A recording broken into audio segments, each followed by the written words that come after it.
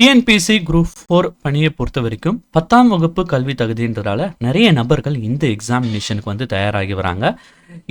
இந்த எக்ஸாமினேஷன் பொறுத்த வரைக்கும் சொந்த ஊரிலே அரசு வேலை வந்து கிடைக்கின்றதுனால நிறைய நபர்கள், லட்சக்கணக்கான நபர்கள் இந்த எக்ஸாமினேஷனுக்கு வந்து அப்ளை பண்ணிட்டு வராங்க.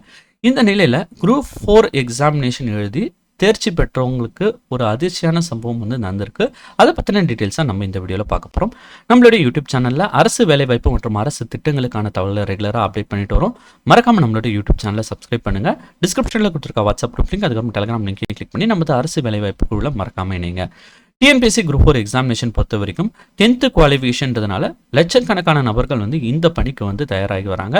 கடந்த எக்ஸாமினேஷனை பொறுத்த வரைக்கும் 14 லட்சம் நபர்கள் வந்து இந்த எக்ஸாமினேஷனுக்கு அப்ளை பண்ணியிருந்தாங்க. கிட்டத்தட்ட 11 லட்சம் நபர்கள் வந்து பார்த்திங்கன்னா மேற்பட்டவர்கள் இந்த எக்ஸாமினேஷனுக்கு வந்து பார்த்திங்கன்னா வந்து எழுதியிருந்தாங்க.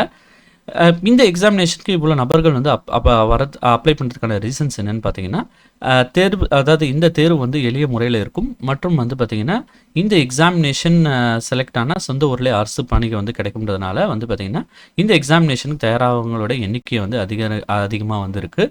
இந்த நிலையில் கடந்த 2022 மற்றும் 2023ஆம் ஆண்டு குரூப் 4 பணிக்கு வந்து எக்ஸாம் எழுதி செலக்ட் ஆன ஜீவிதா என்ற நபர், அதாவது அவங்க சேலம் மாவட்டத்தை வந்து சேர்ந்தவங்க. அவங்க வந்து பார்த்திங்கன்னா சர்வேயர் பணியில் வந்து சேர்ந்துருந்தாங்க. அவங்க வந்து பார்த்திங்கன்னா ஆத்தூர் தாலுகா ஆஃபீஸில் வந்து ஒர்க் பண்ணிட்டு வராங்க. அவங்களுக்கு அசிஸ்டண்ட்டாக கண்ணதாசன் என்ற நபர் வந்து பணியாற்றி வராரு. இந்த நிலையில் அதே தாலுகாவை சேர்ந்த விவசாயி குமரேசன் என்பவர் தன்னுடைய வீட்டு மனைக்கு வந்து பட்டா பெயர் மாற்றம் செஞ்சு தருமாறு சர்வேயர் ஜீவிதா அவர்களை வந்து அணுகியிருக்காரு. அவர்களை வந்து பார்த்திங்கன்னா, அதாவது ஜீவிதா அவர்கள் வந்து பார்த்திங்கன்னா தங்களுடைய உதவியாளர் கண்ணதாசன் அவர்களை வந்து சந்திக்குமாறு குமரேசனிடம் தெரிவிச்சிருக்காங்க. உதவியாளரை அவர் வந்து சந்திச்சிருக்காரு. அவர் வந்து பார்த்திங்கன்னா 12,000 லஞ்சம் வந்து கொடுத்தாதான் வீட்டு மனைக்கு பட்டா பெயர் மாற்றம் செஞ்சு தரப்படும் வந்து தெரிவிச்சிருக்காரு.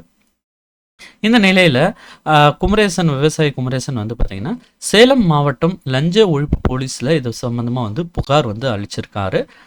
அதன் அடிப்படையில் வந்து பார்த்திங்கன்னா லஞ்ச ஒழிப்பு போலீஸார் வந்து பார்த்திங்கன்னா ரசாயனம் தடவிய 10,000 ரூபாய் கேஷை வந்து பார்த்திங்கன்னா குமரேசனிடம் வந்து கொடுத்து அந்த கேஷை எடுத்துகிட்டு போயிட்டு சர்வேயர் ஜீவிதா கண்ணதாசன் ஆகியோரிடம் வந்து கொடுங்க அப்படின்னு வந்து சொல்லியிருக்காங்க.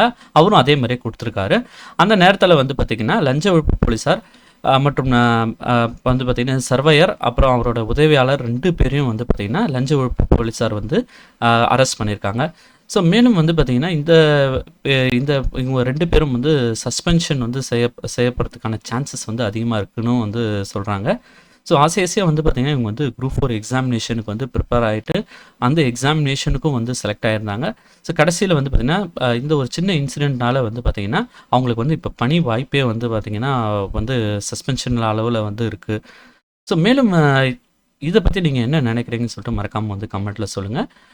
தேங்க்ஸ் ஃபார் வாட்சிங் திஸ் வீடியோ.